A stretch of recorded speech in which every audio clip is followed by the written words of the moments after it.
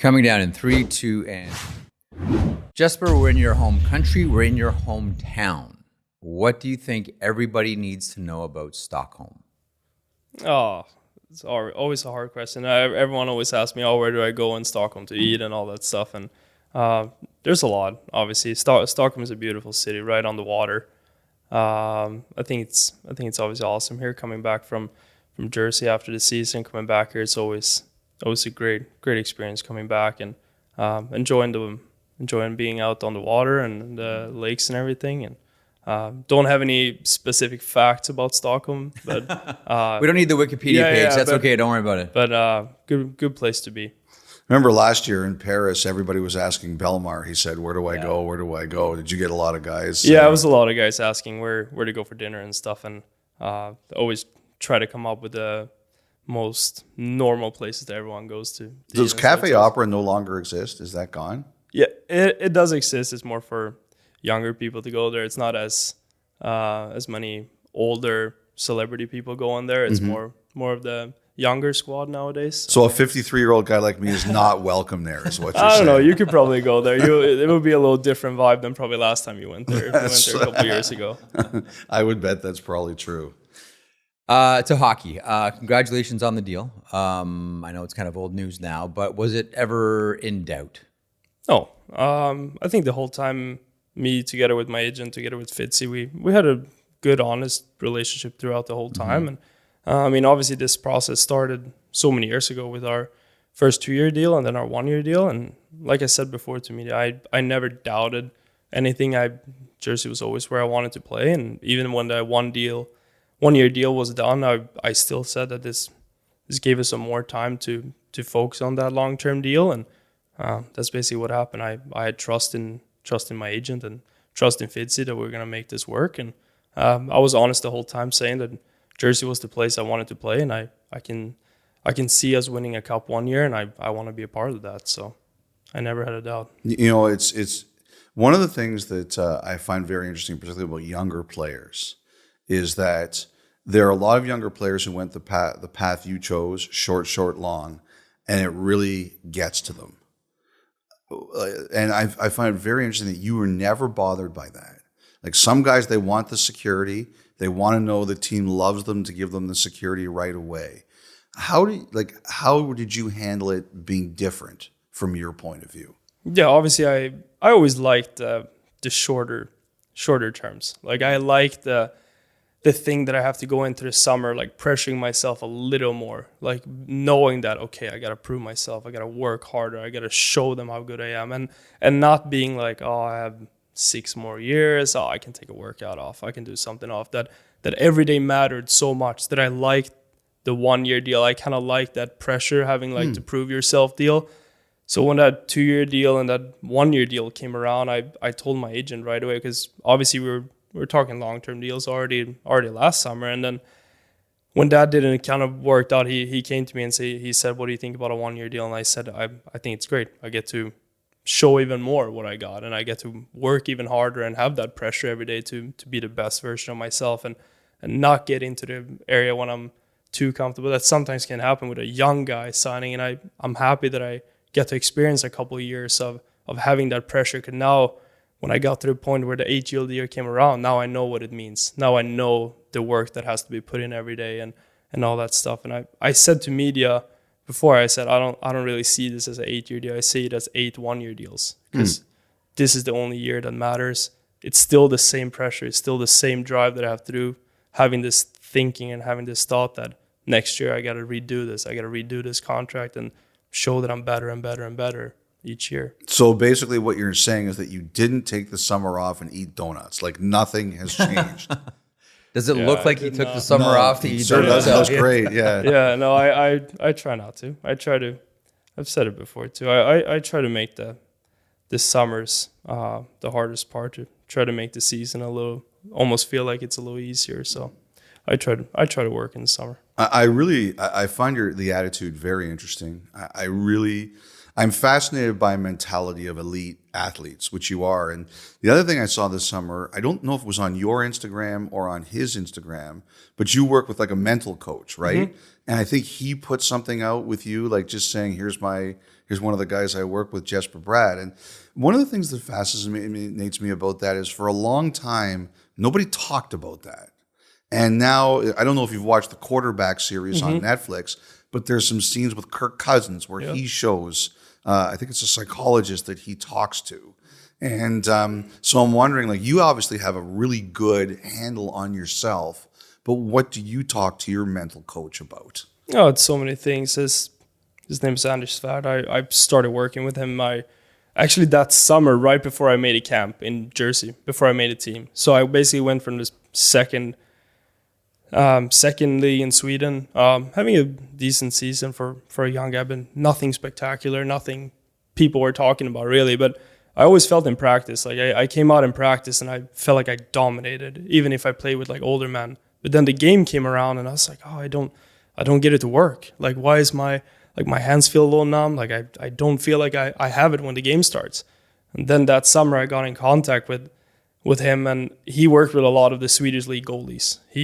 Because he was always talking about, goalies it's a different part of the sport because you're standing there alone the whole time. You don't get feedback all the time. So you're more of in like a position where you only have your own mind when the game plays. You don't have a coach yelling at you or anything. You're alone there on the ice the whole time for a goalie. So he worked a lot with the psychological aspects of the game and pressure and all that stuff. And my agent kind of brought me in to meet up with him. And as soon as I met him, it all just clicked for me. Like all the pressure thing and breathing things and stuff. And I can't talk too much about everything that we do because of our contract and stuff. But it was really like a switch for me. Everything just switched. And I remember going from his kind of like 2-day meeting together with him, and I went to skate with a couple pro guys here, and it all just switched for me. My whole mental stability, my whole mindset, I was just like, this is normal. Like, it's nothing wrong with me. It's just like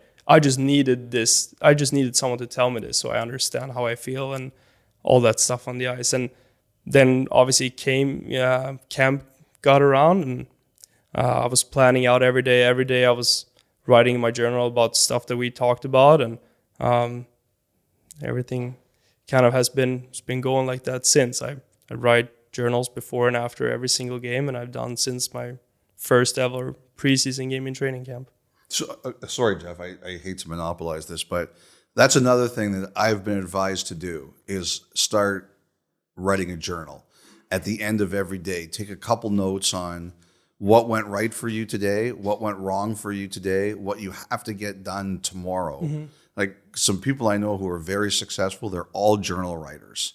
So this is fascinating to me. How long have you been doing a journal? No, like I said, I've done it since I met him, and we have like a piece of paper with a bunch of questions that I answer before basically every game, and that I also answer after every game. So I do this every game. So at his office now, he basically has, 6 books that I have, which is from every single season that I played. So one book for each season. It has every single game that I played before the game, how I prepared myself before the game, and how I took care of myself, and wrote down every single thing that happened after the game too. Wow. So I have that as his office now, which is a security for me. Like I get to, like when I come out on the game, like I know exactly what to do. I know what the plan is. I know if something wrong happens, I know exactly how the way out of it is. I think that's really cool. 100%. Yeah. I mean, he's been a complete game changer in my life since I met him, and I think it's so important to work with. And every time I meet a young guy or something that I can tell almost on the ice that he has so much potential, but it's something that's not clicking. I talk with him about this all the time, and he does an amazing job, and he has a lot of good clients, and I really hope he gets to help more people like that. From this moment on, Jeff, by the way, Jesper should get 5% of everything that his mental coach makes. No. He's been giving so much to me, and I don't want anything with that. I want him to help as many people as possible, because I think this is so important. I think like he does an amazing job, and I know a lot of other people are also doing an amazing job, but I can only speak for what I've been doing with him, and I don't think I would have been close to the position where I am right now if it wasn't for him. That's amazing. I'll be quiet now. No, that was. I was happy to play passenger on that. That's really interesting. New Jersey Devils, playoff team. What did you learn from the playoffs this season? Obviously, and how great was it to beat the Rangers? By the way, it was awesome. That Game 7 was awesome, and the building was electric, and it was the most fun game that I've probably ever played. Playing that game, winning that series, it was awesome. But I think we learned too. The first 2 games we came out so tight. We didn't know what to expect, and we kind of played like shoot yourself in the foot type of game when we played against a team like Rangers. We gave them way too much, and our turnovers and our puck play was just kind of like junior hockey when you're playing against a team like that. And I think that was honestly like it was pretty good that we came out like that. Because our mental stage, like, and our game plan completely changed. And I mean, the next 5 games, I think we were the better team all the way through. And obviously with our speed and our quickness, and we were kind of wearing them down completely. And I also think that since that was our first real playoff experience for most of us, and together as a team in a lot of years, that's turnaround from that Game 7 to Game 1 with only 30 hours or whatever that was, that turnaround. We came into that series almost a little like weird out, like not mentally prepared for the challenge that we were going to meet in Carolina. Carolina is playing such a hard one-on-one game that it's hard to create space. You don't get anything for free out there. And I think coming from the Rangers here, that we had so much momentum with our speed and our quickness and the style they were playing compared to Carolina.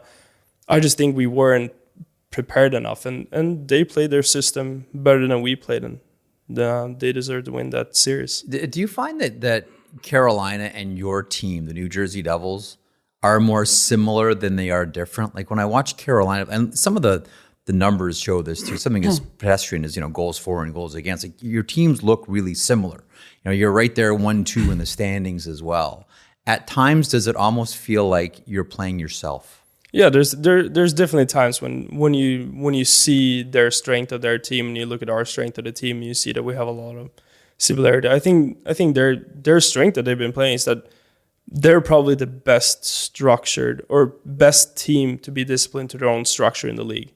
Everyone does the right thing. Like there are not a lot of breakdowns in the games, and they're so disciplined in the way they're playing. And I think when it comes to their speed and how relentless they are in their forecheck and their back check and the tracking and all that, I think we do have a lot of similarities. And at the same time, I'm excited of our team. I look at our team and I see our strengths and our peak players, what we can do out on the ice. And I'm just excited to get this season started to show that too. Let me ask you about 2 players specifically. And you played with both. In the regular season, you played a lot with Jack Hughes. Mm-hmm. In the playoffs, you played a lot with Nico Hischier. Differences between the two. Some of them are obvious, but Jack talks more. Yeah.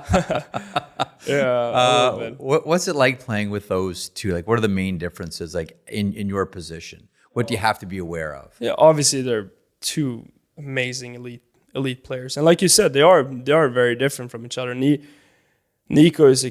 Nico doesn't get a lot of credit for that. Everyone always says, "Oh, Nico is such a good defensive center," all of that stuff. But Nico is unreal with the puck. Like his hockey IQ and his hockey sense, and he's a guy that very rarely makes mistakes. And if there's a chance to get the puck on your stick, the puck is always on your stick when you play with Nico. Like that you can always trust him on the ice. He'll be on the right spot.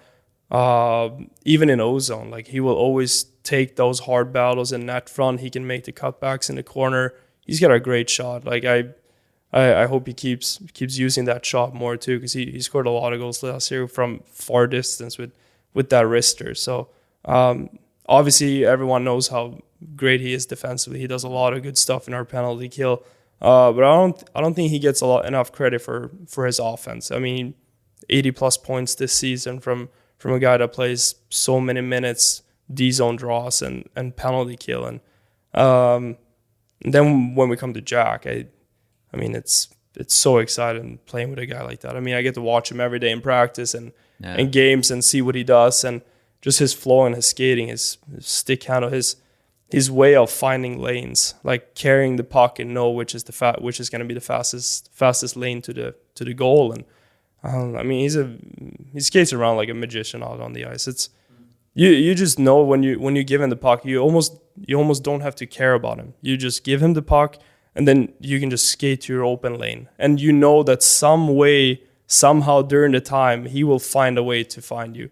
It's almost like dropping to a guy, and I don't even need to look what he's doing. I'm just going to find my own ice, and he'll find you somehow. So I think obviously both of the guys, I feel like I build up some chemistry with, and I know those are just two guys that they'll make you better, and just got to find your ice a little bit. Maybe not this year, but we're in that point. Cup or bust.